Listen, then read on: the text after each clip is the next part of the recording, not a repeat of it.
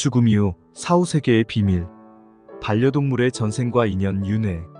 사람이나 동물이나 죽음으로 인한 이별은 정말 슬프고 아프고 힘들다. 가족처럼 함께하던 반려동물과의 이별은 반려인들에게 이루 말할 수 없는 상실감과 우울감을 가져다 준다. 많은 사람이 자신의 반려동물이 무지개 다리를 건너갈 때면 펜로스 증후군에 시달린다. 펜로스 증후군이란 반려동물이 세상을 떠난 후 겪는 정신적 어려움을 호소하는 증상이다. 가족의 죽음은 흔하지 않은 일이라 반려동물의 죽음은 더 슬프게 다가온다. 반려동물이 세상을 떠나면 좀 더 잘 돌보지 못했다는 미안함과 죄책감이 밀려든다. 자신 때문에 그 애가 세상을 떠났다고 생각하는 경우가 많다. 반려동물의 죽음으로 인해 우울증을 겪다가 심지어 극단적인 선택을 하는 사람들도 있다.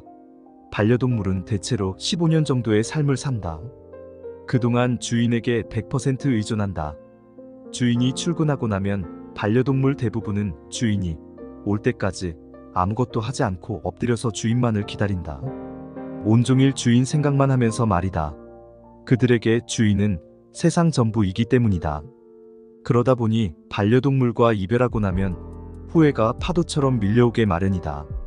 간식과 밥을 좀 더 잘 챙겨줬더라면, 영양제라도 잘 먹였더라면, 산책을 좀 더 자주 시켰더라면, 좋은 추억을 더 많이 만들었더라면 이렇게 자책하면서 2022년 6월 27일 대구에서 중소기업을 운영하는 한 중년 여성이 상담을 신청해왔다. 이분은 내 앞에 앉자마자 펑펑 울음을 터뜨렸다.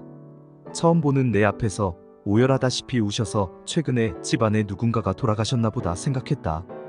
그런데 그것이 아니었다. 자식보다 더 애지중지하며 키우던 반려견이 갑작스레 죽은 것이었다. 사연을 듣다 보니 2년 전 너무나 아끼던 반려견 한 마리를 떠나보낸 나까지 눈물이 났다. 너무나 가슴이 아팠던 그녀의 사연은 이랬다. 이분은 원래 강아지를 좋아하지 않았다. 그런데 어느 날 갑자기 남편이 어린 강아지를 분양해왔다. 처음에는 강아지 자체가 너무 싫었다. 남편에게 왜 이런 방구도 없이 강아지를 데려왔느냐며 화를 내기도 했다. 강아지에게 아무런 관심도 주지 않았음은 물론이다. 그렇게 시간은 흘렀고 그녀는 점차 강아지에게 관심을 기울이며 애정을 쏟게 되었다. 그러던 중 2021년 어느 무더운 가을날 남편이 강아지를 데리고 농장에 가게 되었다. 그녀는 그날따라 강아지를 보내기 싫었다고 했다. 사고는 바로 그날 터졌다.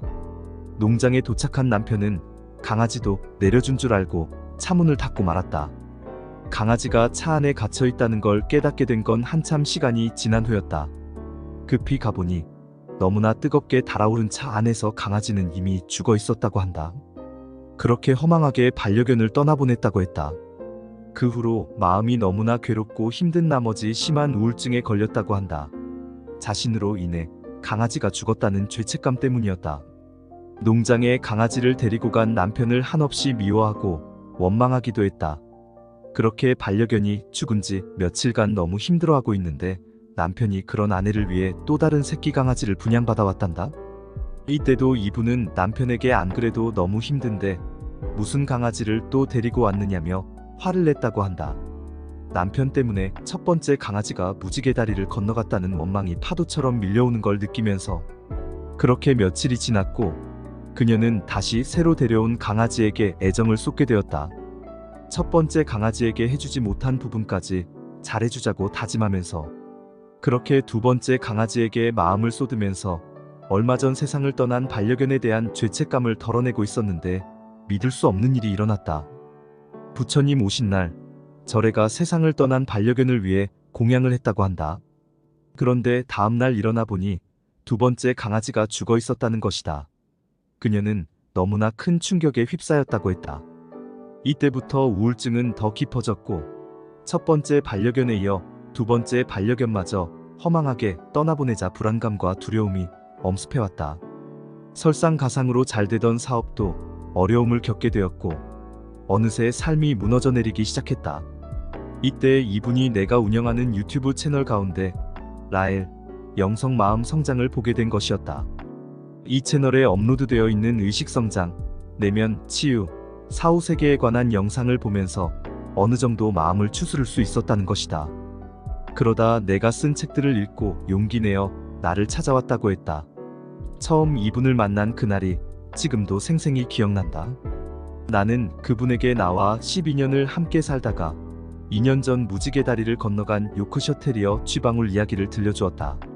나의 큰아들과 같았던 쥐방울은 몸무게가 1.2kg 밖에 나가지 않는 아주 작은 미니종이었다. 시간이 흘러 노견이 된 쥐방울은 눈이 잘 안 보이기 시작했고 나는 강남의 안과 전문 동물병원에서 쥐방울의 눈 한쪽 각막을 수술해 주었다. 그러고 나서 2달 후 세상을 떠난 쥐방울 이야기를 들려주다가 함께 울었던 기억이 있다. 나는 이분에게 2마리의 반려견들과 함께했던 추억들을 글로 써보라고 했다.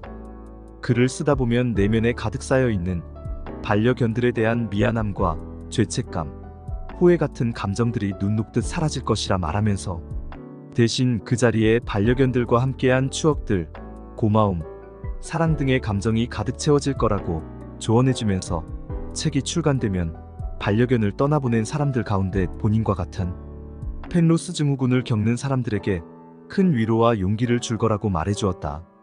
이날 그녀는 한책협에서 운영하는 5주 책쓰기 교육과정에 등록했다. 처음에 그녀는 몇 번이나 글을 안 써본 사람인데 책을 쓰는 게 가능할지 자신 없어 했다. 그러던 그녀의 모습이 지금도 눈에 선하다. 나는 이분이 써온 자기소개서를 읽어본 후 그녀에게 쉽게 책쓰기를 할 수 있는 주제를 선정해 주었다. 그러곤 제목과 목차 만드는 방법을 아주 자세히 알려주었다. 이분이 직접 뽑은 제목과 목차를 이메일로 받아 첨삭해 주었음은 물론이다. 이런 과정을 통해 이분은 빠르게 원고를 작성해 나가기 시작했다.